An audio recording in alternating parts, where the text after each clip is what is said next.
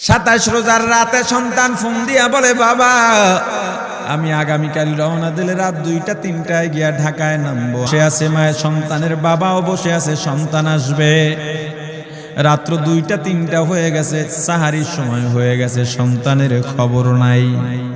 শেষ টাইমে মা বাবা সাহারি খেয়ে ফজরের নামাজ পড়ে দরজার মধ্যে অপেক্ষা করতেছে, সন্তানের খবর নাই। 8টা, 9টা, 10টা বেজে গেছে, মায়ের মনটার ভালো লাগে না।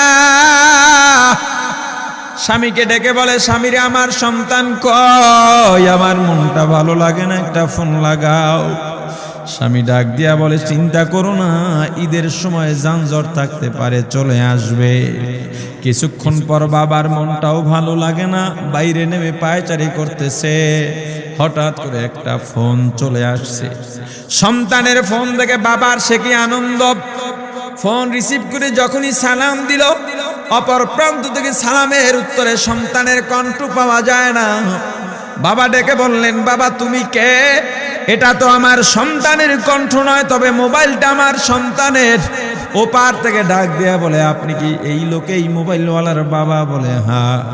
আপনি এখনো বাড়িতে কি করেন? আপনার যেই সন্তান ঢাকা থেকে গাড়ি নিয়া 2500-এর দিকে রওনা দিয়েছিল, ওই গাড়িটা 2500 পৌঁছতে পারে নাই। পথিমধ্যে সংঘর্ষে রাস্তার মধ্যেই অনেকগুলো মানুষ মারা গেছে, অনেক যুবকও তার মধ্যে আছে। রাস্তার পাশে সাদা কাপড় দিয়া ঢাকা।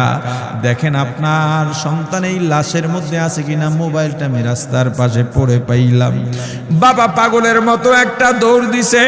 মা মনে করছে সন্তান বুঝি কাছাকাছি চলে আসছে। অন্যান্য সন্তানদের ডাক দেয়া বলে, তোরা কে, কোথায়, এদিকে আয়, তোদের ভাই বুঝি কাছাকাছি আসছে। আমার কলিজার টুকরা সন্তান, তোর বাবা যে আগায় আনতে গেছে, তাড়াতাড়ি নতুন চাদর বিছা, বালিশের কভার গুলো খুলে নতুন কভার লাগা, পানি গরম বসা, আমার সন্তান এসে গোসল করবে। আহারে সবাই ফুলের মেলা, ফুলের তোড়া নিয়ে অপেক্ষা করতেছে। 4টা বছর কলিজার টুকরা বাড়িতে নাই, বিদেশ থেকে আসবে।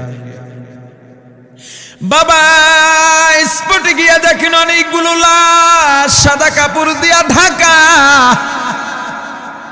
একটা একটা মাথার উপর থেকে কাপড় উঠান আর কৌতূহল বাড়তেছে, কাপড় উঠান আর কৌতূহল বাড়ে। হঠাৎ তাকায় দেখে কলিজার টুকরা সন্তান লাশের মিছিলে শামিল হয়ে গেছে। বাবা সন্তানকে ধরে কাঁদেন আর বলেন, বাবা এত আদর আপ্যায়ন, তোর জন্য এত প্রস্তুতি রে বাবা।